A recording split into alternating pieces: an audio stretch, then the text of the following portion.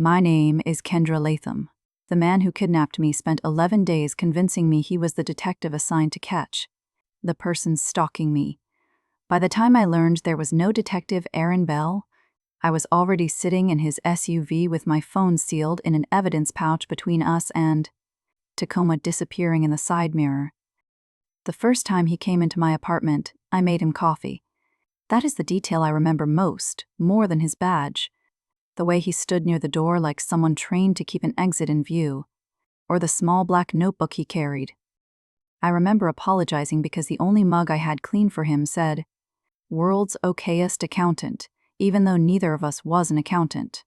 Mine was blue, chipped at the rim, and it had belonged to my grandmother.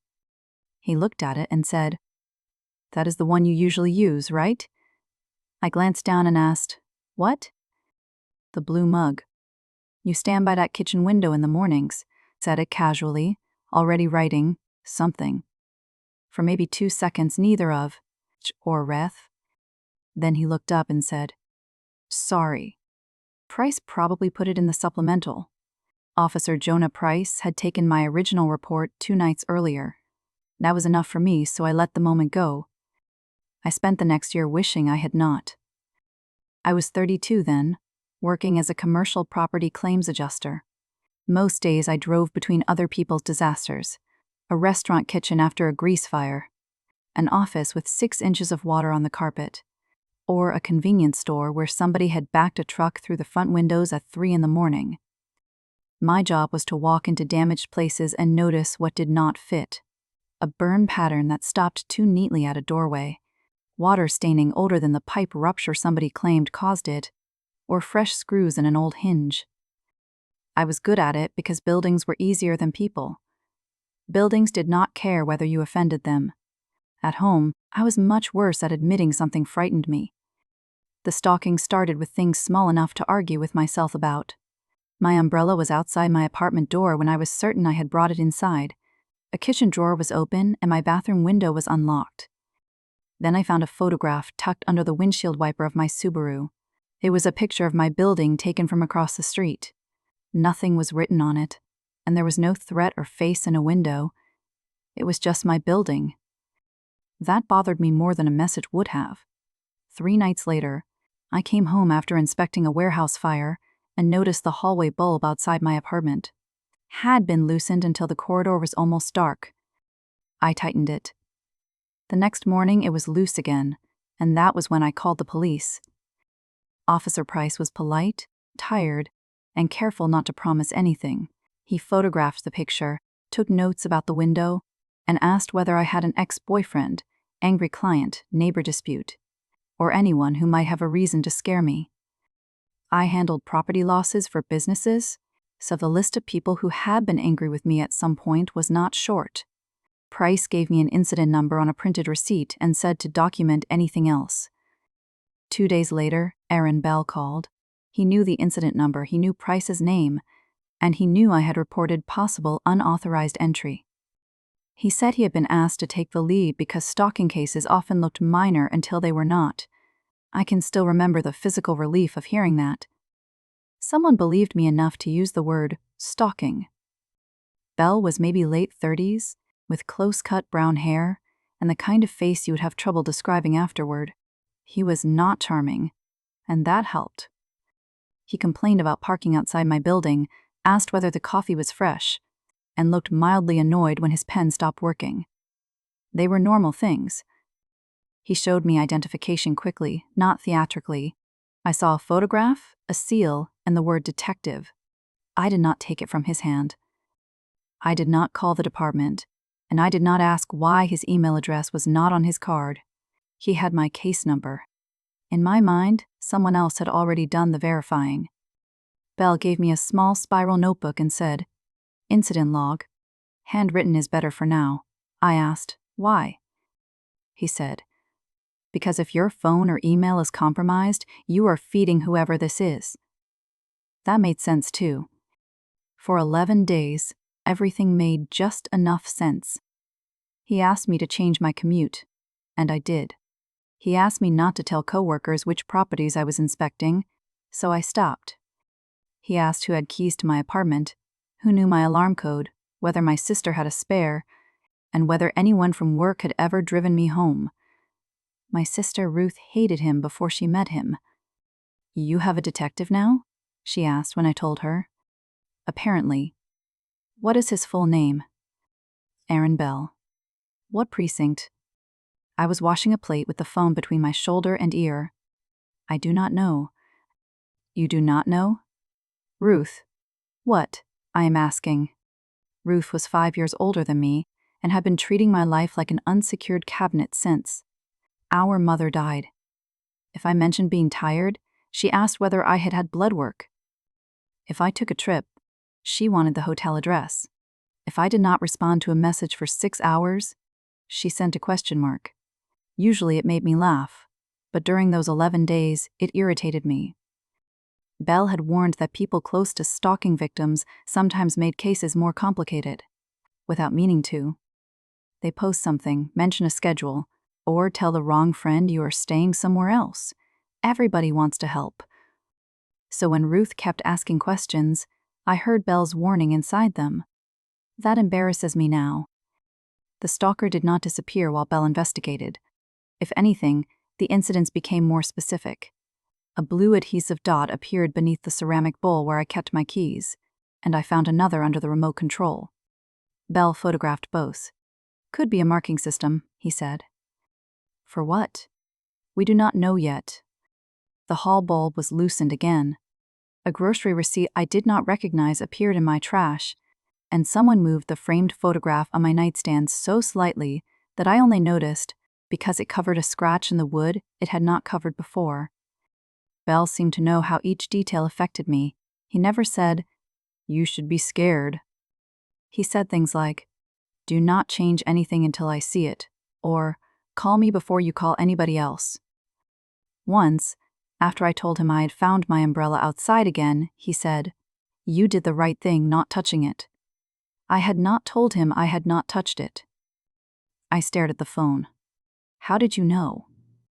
There was a pause, and then he said, "Because you listen." He laughed lightly, and I laughed too. That was how good he was. He was not perfect, just good enough. My supervisor, Lila Foster, thought the stalker might be connected to one of my claims. "People get weird about money," she said. Lila had worked insurance for 19 years and had been threatened over deductibles, denied coverage, repair estimates, and mold exclusions. She started screening some of my appointments. Bell did not like that. "You need to know who has access to your schedule," he told me. "Lila does." "Who has access to hers?" "Like, I have no idea." "Exactly." That word stayed with me. Exactly. Every person became a possible leak, and every question became proof that Bell understood more than I did. On the 11th day, he called at 4:12 in the afternoon. "We recovered property," he said.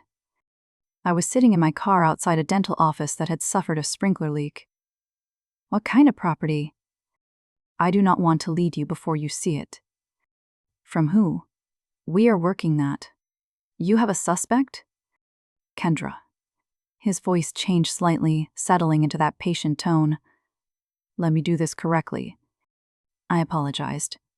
He said I needed to identify one item before they moved ahead with the next stage, and he would pick me up.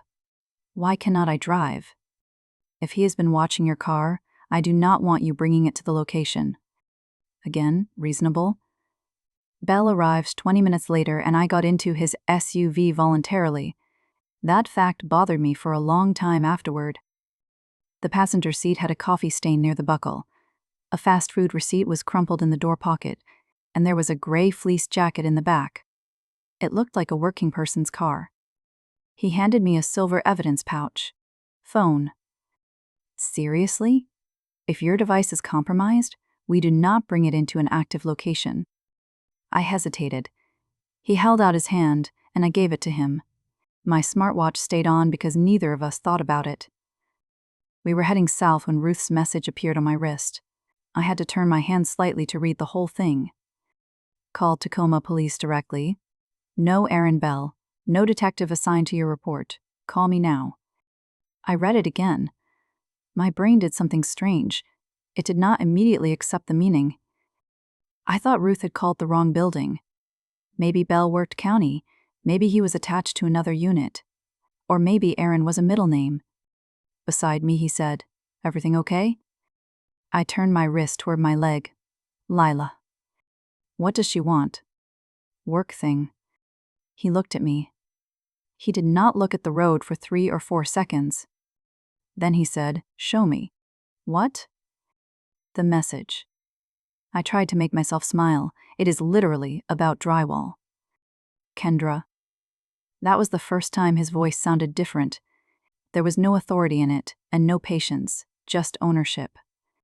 I reached toward the passenger door handle at the next red light. His right hand closed around my wrist. He did not hit me or shout.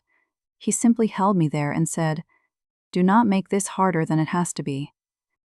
The light turned green, and a car behind us honked. He released me, took the watch off my wrist, and put it beside my phone. We passed the turn I knew led toward the police district. "Where are we going?" "Somewhere we can fix what your sister just did." My hands were in my lap. I remember pressing my thumbnail into the seam of my jeans hard enough to leave a crescent in my skin. I started watching the road. A Shell station? A furniture warehouse? A left after a storage facility with orange doors? A school sign? And a freeway overpass.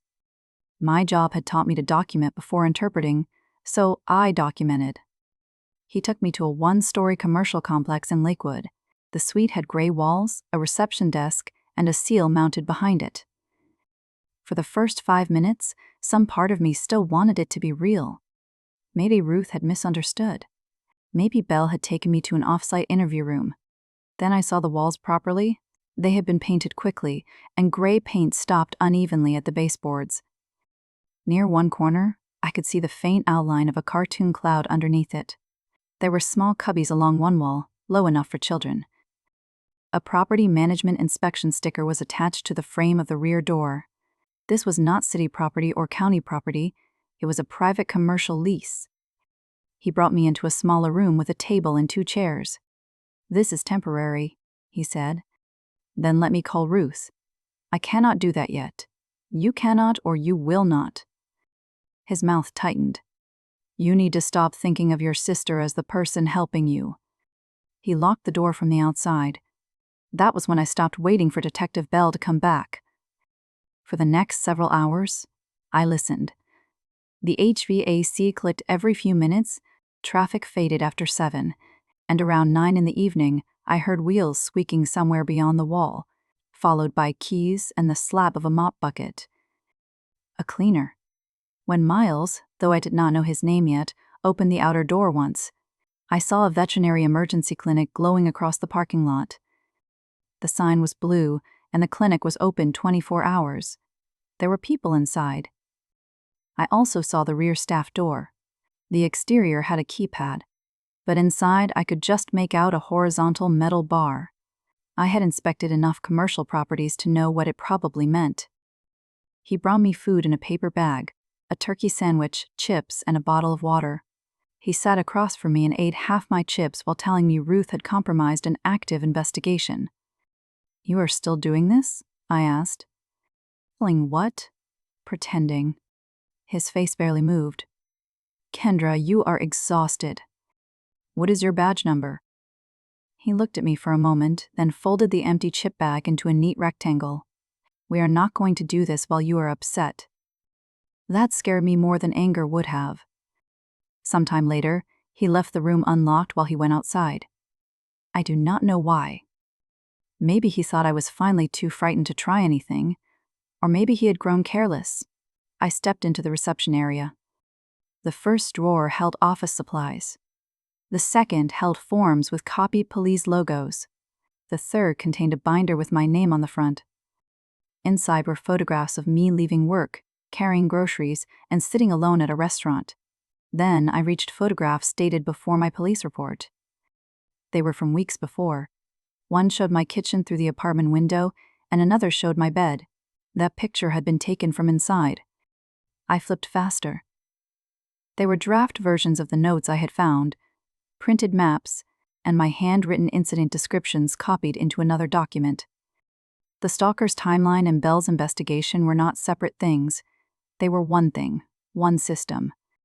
Near the back was an older photograph from an apartment fire I had worked 18 months earlier. I remembered the claim immediately. 3 floors were damaged, sprinkler lines had frozen, tenants were furious, and a security contractor had stayed late to help us access mechanical rooms. In the photograph, I was speaking to a contractor near a storefront. Behind me, reflected in the glass, stood the guard. I could see part of the name stitched over his chest. Garner. Memory returned slowly. Miles Garner, quiet, helpful, always nearby. I had thanked him several times. Once, I had handed him my business card so he could email me a vendor contact. To me, he had been a man at a job site. To him, apparently, it had been something else. I put everything back exactly where I had found it. When he returned, I waited until he locked the door again. Then I said, "Miles." He stopped with his back to me. "Who is Miles?"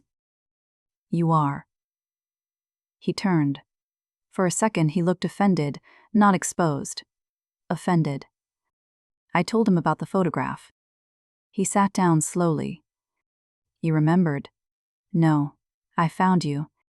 That hurt him. I could see it. He looked at the table. "I helped you that night." "You were working security. You asked me things no one else asked." "About door access?" "You listened." "I was doing my job." He looked up. "So was I." That was the closest he ever came to explaining himself. There was no dramatic confession. He talked like a man trying to correct an error in paperwork. The police had not taken me seriously enough. Ruth interfered too much. Lila used me. People took competent people for granted until something went wrong. He had made sure I understood who actually paid attention.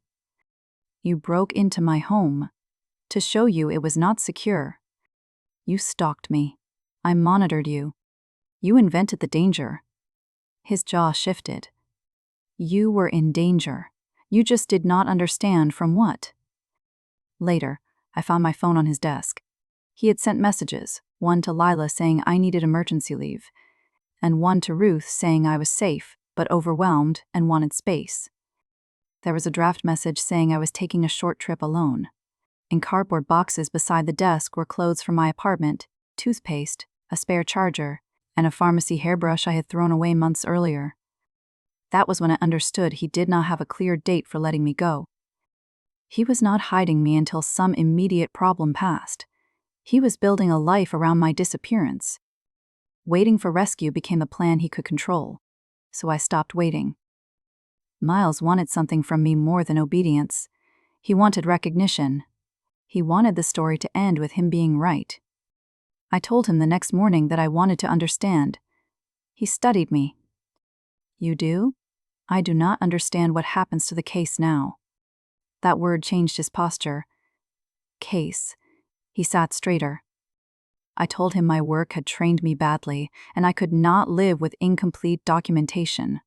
If he really had protected me, then I needed a record of it. He brought forms.